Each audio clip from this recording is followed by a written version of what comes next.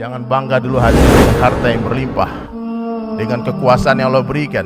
Orang yang menginginkan kekuasaan di dunia, kata Nabi SAW, dia akan menjadi orang yang paling menyesal di akhirat. Siapa saja yang di hati kecilnya menginginkan kekuasaan di dunia, dia akan menjadi orang yang paling menyesal di akhirat. Makanya hari ini kita diuji oleh Allah.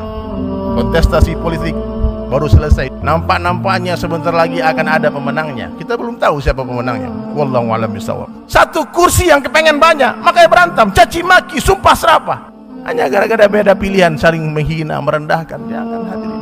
Sekiranya pilihan kita benar, hadirin mulia, menang hadirin, maka ulama mengarahkan banyak-banyak istighfar. Jangan-jangan pilihan kita membawa mudarat bagi umat. Kalau pilihan tuan-tuan semua, bapak-bapak semua kalah, sujud syukur kepada Allah. Alhamdulillah, kita terbebas dari hisab. Kemenangan bukanlah sebuah kemuliaan, kekalahan bukanlah sebuah kehinaan. Tanda kasih sayang Allah kepada seorang hamba, Allah berikan dia yufaqihu fiddin. Allah akan berikan kefahaman akan perkara agama, bukan Allah berikan kekayaan. Jangan mentang-mentang menang tuh katakan, oh Allah sayang sama kita, Allah cinta kepada kita. Bukan begitu standar kasih sayang Allah. Kemuliaan seorang manusia Allah letakkan hanya dalam ketakwaan saja. Maknanya siapa yang bertakwa dia mulia, siapa yang tidak bertakwa dia hina.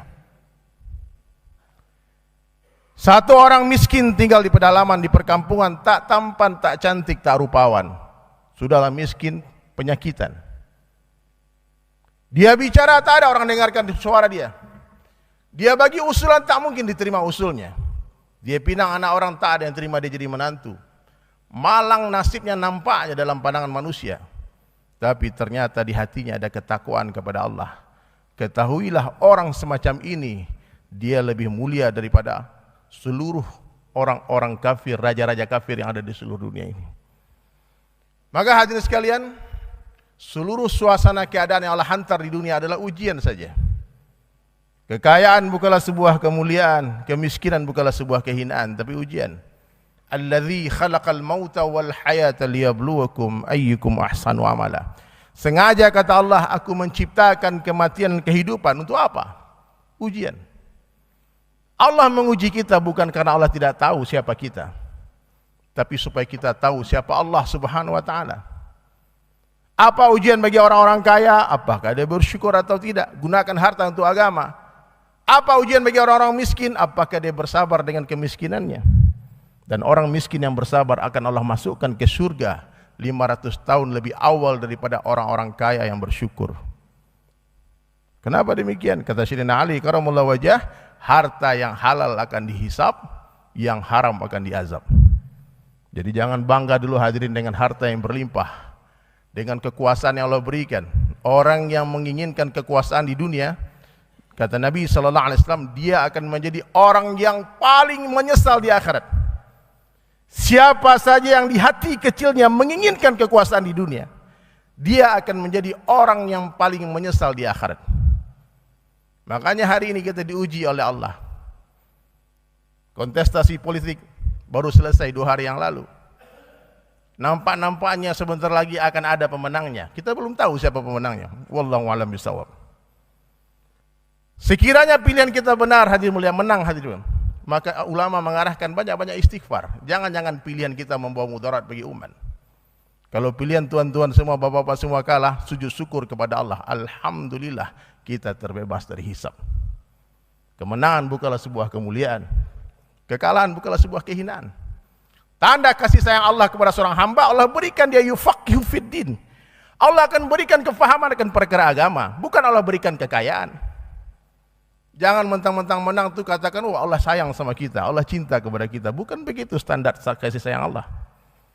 Kalau Allah sayang kepada seorang hamba, Allah berikan kefahaman akan perkara agama di dalam hatinya.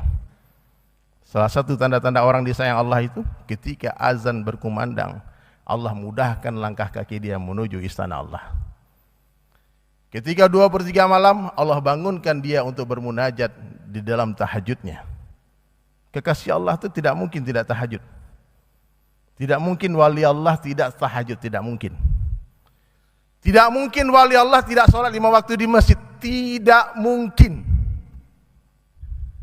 Kalau kalian, kata Nabi, ingin menyaksikan orang itu beriman atau tidak, saksikan dia. Subuh, zuhur, asar, maghrib, isya, dia mondar-mandir ke masjid. Jadi orang hebat dalam pandang Allah itu siapa, hadirin mulia? Bukanlah orang yang Allah berikan harta benda yang berlimpah ruah, bukan. Dunia dalam pandang Allah ini sampah. Dunia dalam pandang Allah ini bangkai, hadirin mulia.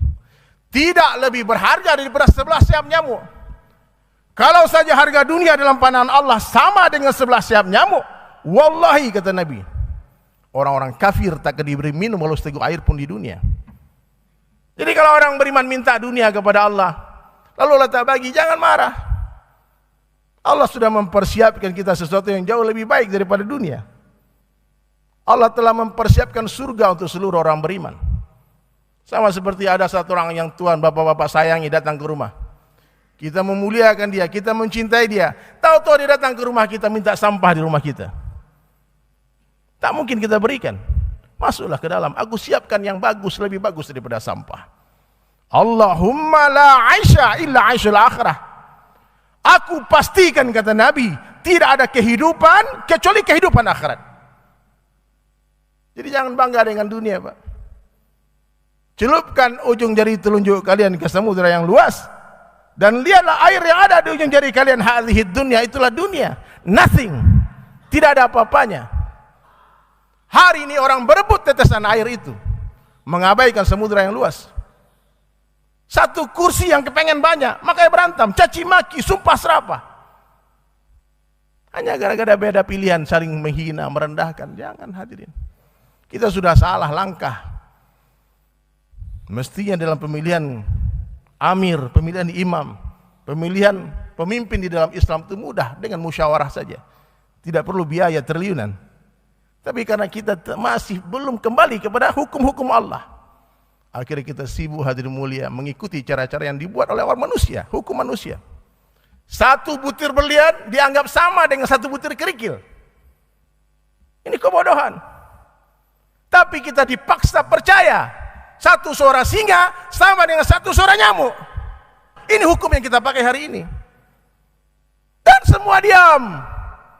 Sami'na wa ata'na. Tak ada yang bicara. Mudah-mudahan Allah Ta'ala beri hidayah semua orang-orang hebat di negara kita ini, sehingga nanti bisa mengamalkan agama dengan sempurna. Ad-dinu yusrun, agama itu mudah, kita yang bikin susah. Agama itu mudah, hadirin sekalian. Zaman terbaik adalah zamannya Rasulullah dan para sahabat. Khairul qurun, zamannya Sayyidina Abu Bakar, Umar, Utsman, Ali. Dan kata Nabi sallallahu alaihi wasallam, setelah zaman itu Khulafaur Rasyidin, akan ada zaman kerajaan yang menggigit, dinasti turun temurun. Mestinya pemilihan Amirul Mukminin dengan musyawarah saja.